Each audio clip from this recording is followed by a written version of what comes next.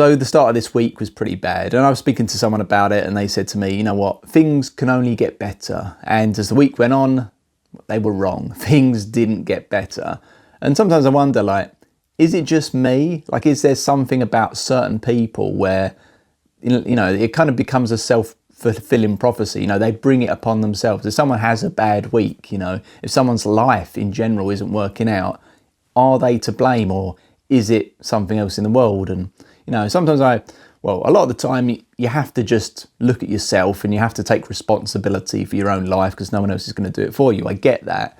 But at the same time, like, it does seem to be weird that you seem to have like people in life who, for the most part, you know, the ball rolls in the right direction for them. You know, it's once things get started and things get going, you know, they progress along the career ladder. You know, once they start making money, you know, they can start thinking, right, well, what else do I want? I want a partner. Then they get the partner, and then they're like, what else do I want? Oh, I want the kids. So then they have the kids.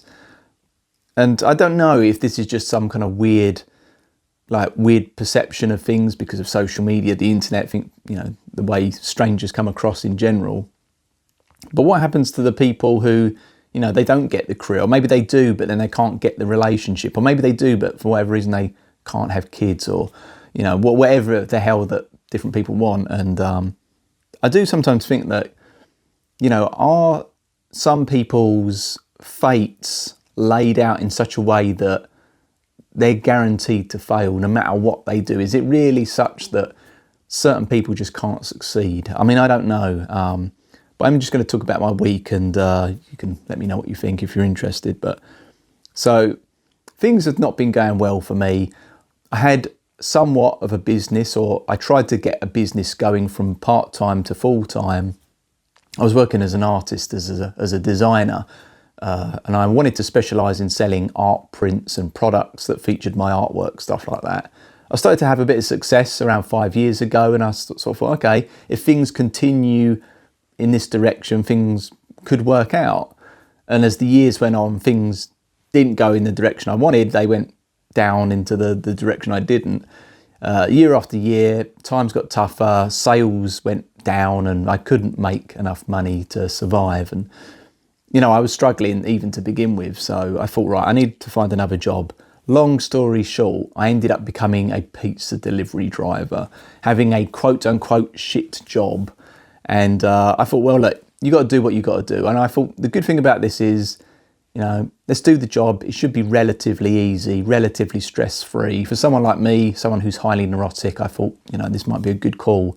And it would give me time to not completely take away from my my artistic endeavours, because it was sort of shift work, part-time work. But the job wasn't great. It wasn't going well, and not for the reasons you'd expect. Like, you'd think it's bad enough doing a kind of, you know, like a zero progression job where you're sort of stuck behind a wheel, driving around in busy traffic, trying to deliver people's food in time. You know, you've got that sort of time pressure, and, you know, you've got customers who, if they're not happy, you know, they're going to take it out on you because you're their first port of call if their delivery's late, or it's cold, or if there's a problem. But, you know, to top it off, on top of the stresses or the inconveniences you have with the job in general, you know, like if it's dark and you're trying to find someone's house and they don't have a number on their house and you're getting confused and you don't know what to do. It's a bit of, you know, there's all these little things which make the job a bit shit, but every job has that. But then to top it off, it's a minimum wage paying job. And with pizza delivery driving, here in the UK at least, people don't really tip. You know, I'd say tipping comes from, like, for every 100 customers that I deliver a pizza to, you're probably going to get 3 or 4 people leave a tip. So 3 or 4% of people. I'd imagine 10 years ago, it was probably closer to around 60, 70% of people would be tipping. People just don't have the money anymore. So you can't even top up your minimum wage job through tips, which is a bit crappy. But yeah, to top it off, this job particularly, you know, I've got work colleagues that I have some issues with, a manager who's just not very amenable. You know, if you're having a problem with something, you know, I don't have many problems. I'm a pretty good worker. I pick things up pretty quickly.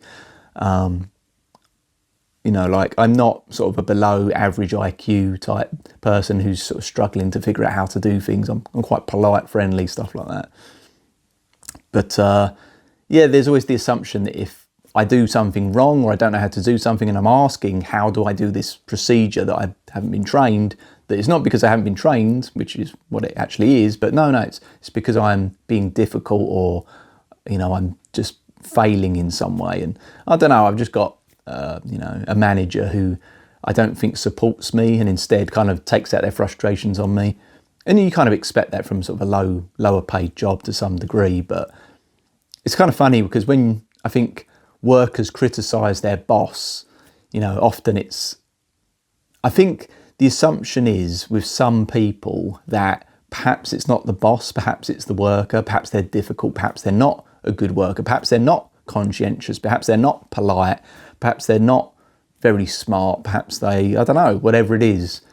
And you'll just have to take my word for it that I'm doing as good a job as anyone else could do at this type of work. And I am actually having to deal with, you know, a difficult boss and to some degree difficult co-workers, even smelly co-workers that don't use any deodorant and just absolutely stink.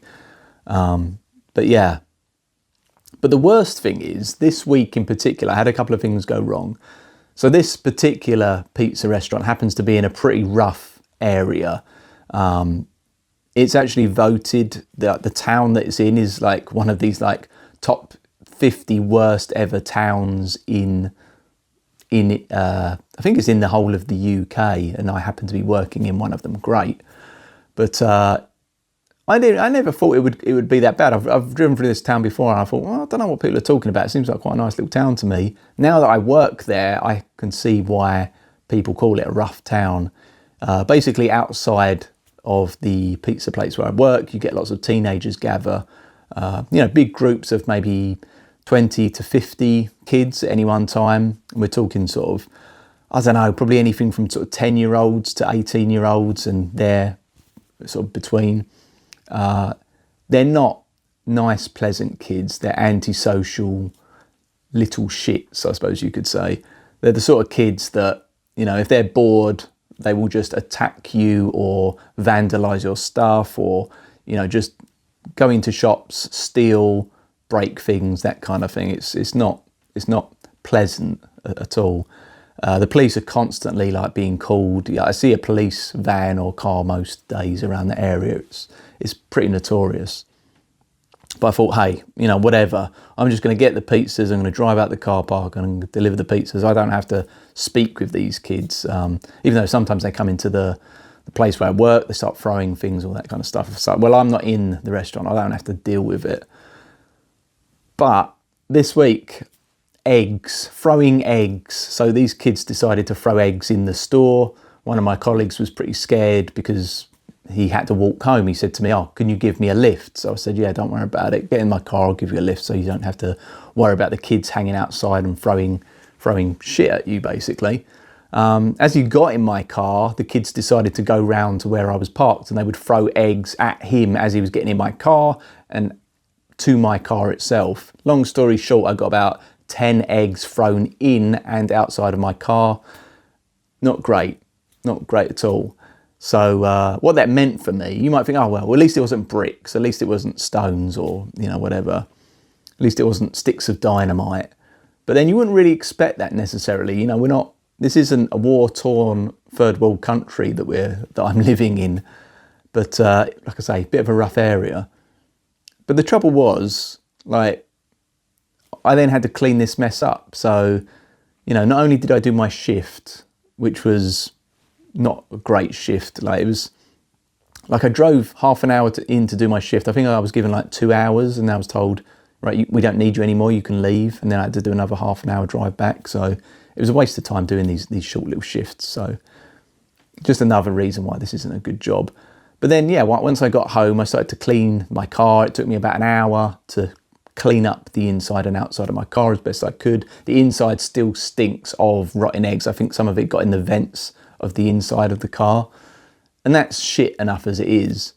Now, this happened a few days prior as well. I got an egg to the back of the bumper of my vehicle. But it was Halloween and I I kind of dismissed it thinking, it's Halloween, you get kids, throwing stuff and being little shits. It's just par for the course to some degree. But this was now the second time it happened, and it happened in a much bigger way. And, obviously it's now causing me big inconveniences when I'm having to like clean up this mess.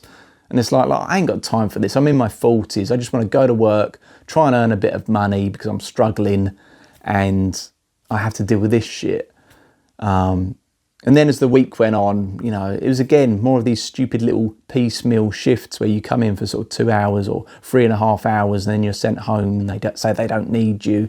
And you're thinking, I could really do like a big, long, at least sort of 6-7 hour shift to sort of make up the pennies and to make this job even worth doing. Because at the end of the week, basically, I think I did just under 9 hours worth of work over the course of 3 shifts. And it's like, well, that's at minimum wage. We're not talking a lot of money here. And when no one's tipping and when I have to factor in commute, fuel costs, travel costs and time, it's working out not to be a great job at the best of times. But then when I'm adding on cleaning time of my vehicle, and the inconvenience of just my vehicle in general sort of stinking of pizzas from delivering pizzas and then the smell of eggs now getting into the car, I'm not happy.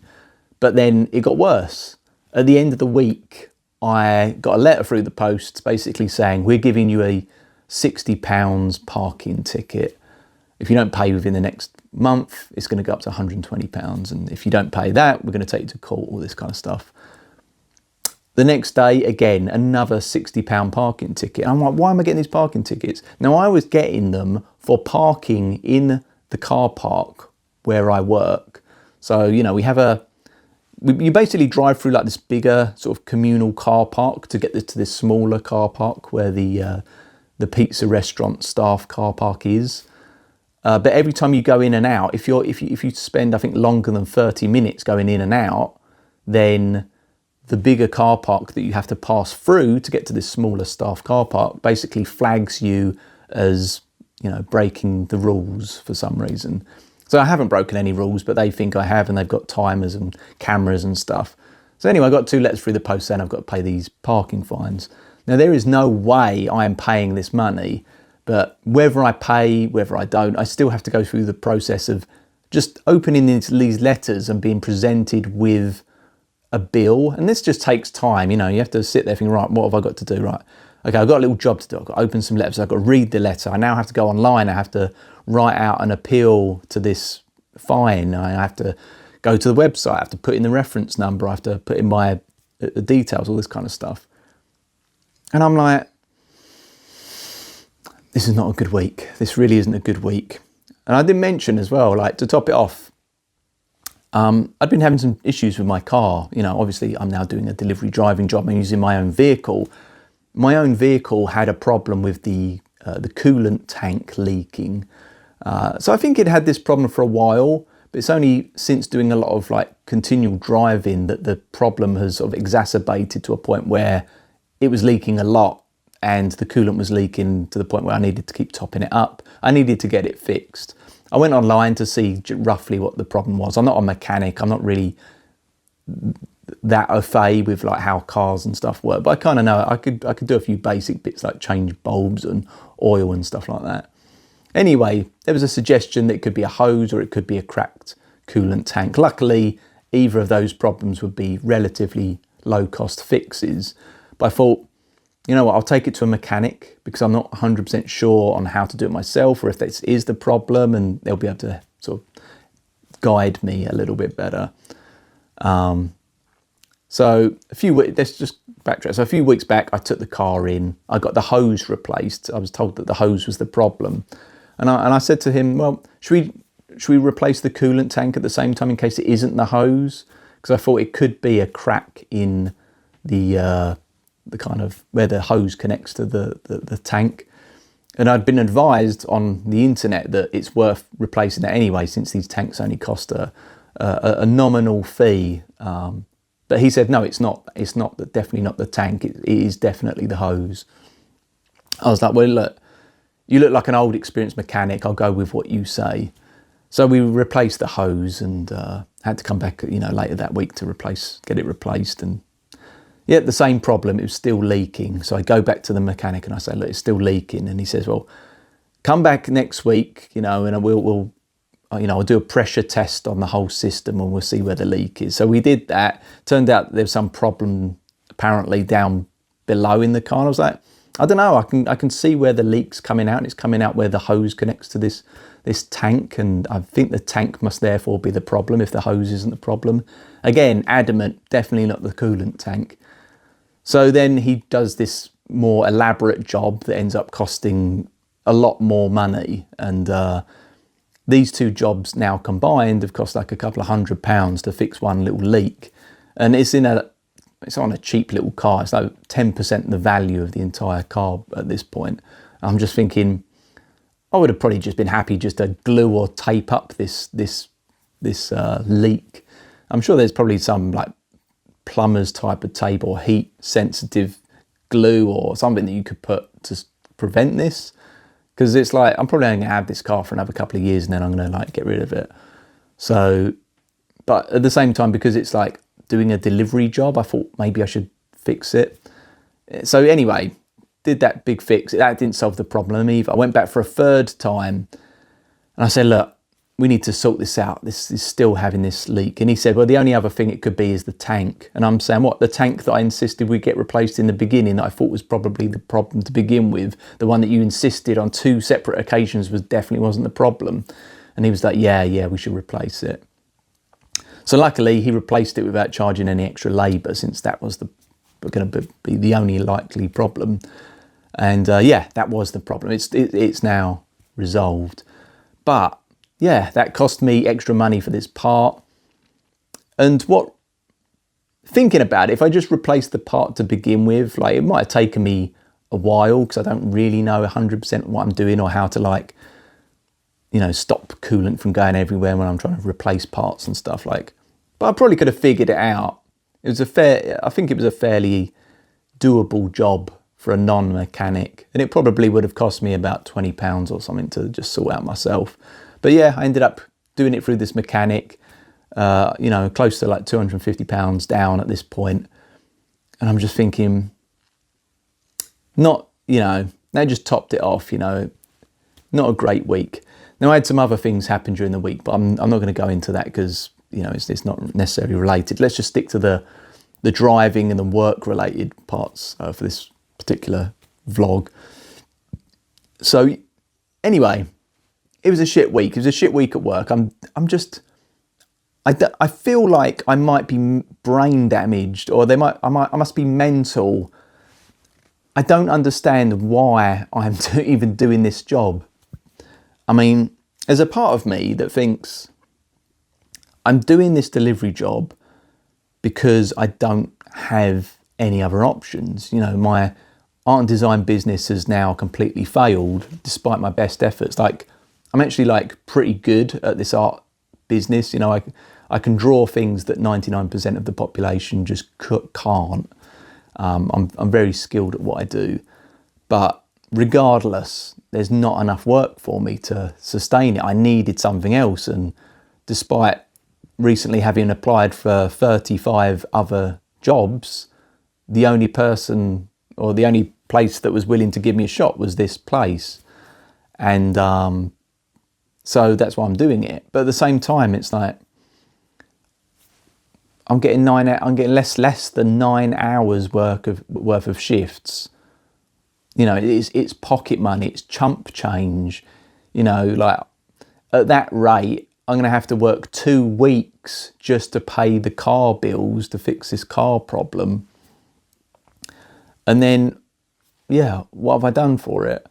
And because, like I say, it's just short little shifts with an extra hour commute tacked on each time, it ends up becoming like half a day. And then the next time you do a shift, it's another half day. The next time you do it's another half day. When ideally, I'd like to just get that 9 hours of shift done and out the way, done in a single day, if that's all I could get. But yeah, I just don't know. I don't know why anyone would do this job. And I think the fact that I'm continuing with it just makes me feel like I must be stupid. I must be stupid to do a job where I'm I'm working pretty hard. I'm doing my best to do a good job. I'm generally quite a highly conscientious person, but I don't really get any support from my supervisors, managers. It's just stressful in that way. I don't really get enough shifts to make it kind of like viable as a way to make money. It's just pocket money, chump change, like I say. And then just all the problems that you get, just doing it in a rough area where you just never know whether kids are going to just throw stuff at your car. I mean, I've heard that they've been known for throwing stones and other projectiles, fireworks and stuff. The kids around there are pretty notorious for just being, wild, feral children that just are out of control and the police can't or won't do anything.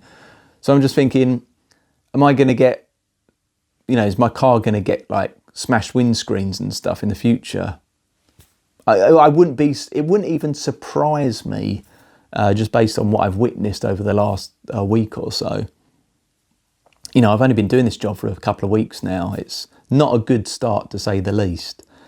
And, there's other little things like when you're giving your shifts for the week, sometimes you're giving your shifts, like you're told to come in the next day with only like, I don't know, maybe like 15 hours sort of heads up in advance. So it's like, you don't know what you're doing for the week. You have to wait till the Sunday to know what you're doing for the rest of the week. And it's normally Sunday at like midnight or maybe even Monday the next day to know if you're working that Monday. So the short notice shift schedule is pretty ridiculous. I think you should at least get a week to a couple of weeks in advance to know, be able to plan your life. So yeah, you can't plan your life with this. Again, anyone that does this job, I speak to the other drivers briefly. There's not much time for it because it's the way the work is. It's just get on with it, do the work, go. There's no time to stop and chat and make friends. But some of the other drivers, I can tell they generally are equally pissed off. There's only one worker I've spoke to who seems quite happy with his job. Everyone else has a problem. So at least in that regard, I'm not alone there. But yeah, why are they doing it? Why am I doing it? I mean, half the workers that work there aren't English. They don't necessarily even speak English in the restaurant. So, I can kind of understand if they're doing it to some degree because it's a job where you don't really need good English. You can literally just turn up at someone's address, knock on a door, throw a pizza in their face, say hello, say goodbye. That's easy enough, even if you're foreign. But for the rest of us, I just don't know. I don't know why we're doing it. I don't know why I'm doing it. And, people say, like I said at the start of the week, things can only get better, but they only got worse. And if I continue this job, are things going to continue to get worse? I don't know how they could continue to get better. It's not hard to, now that I've done a couple of weeks of this, to project forward until, after, the end of the month or over the next 3 or 4 months or next 3 or 4 years, in fact. Let's not go there. But certainly week after week, it's like, if nothing changes and I continue to get, sub 15 hours worth of shifts or certainly sub 10 hours of shifts every week, and that's split up over sort of 3 or 4 shifts. Like this, things aren't going to get better. I just don't understand why anyone would really do this job. I mean, I think there are people that are on benefits and stuff whereby they can still earn a little bit of extra cash if they work under 16 hours a week. So there's ways to sort of earn, I guess, a top up if you're already getting sort of state welfare benefits sort of in addition. So it's a little something to do in that regard. For kids, if it's like a first job and it's like a stepping stone, so you go in and you do the shift and, you can do it on top of, your college studies or whatever. And it's just beer money basically, so you can go out drinking with your friends or whatever, when you're not working. But for me, I'm just thinking, this is not a good thing. And I don't know, like, there's one part of me where I kind of feel like, well, look, you're doing what you can. You know, I think some people might think, or certainly I think about this about myself, like, well, look, you're giving it a go. Other people would just quit and give up and, you know, get depressed and lay in bed and not want to do anything, you know, in a situation where this is the reality. But I'm trying it regardless. But yeah, I mean, that's another weird thing. Like, I'm surprised that I'm not this week really depressed. Like, I should, given the sort of week I've had and the sort of realization that this job isn't going anywhere and I don't have any other options or alternatives. I don't know why I'm not more depressed. It's almost like, yeah, I should be more depressed given the situation, but I'm not for some reason, which is weird.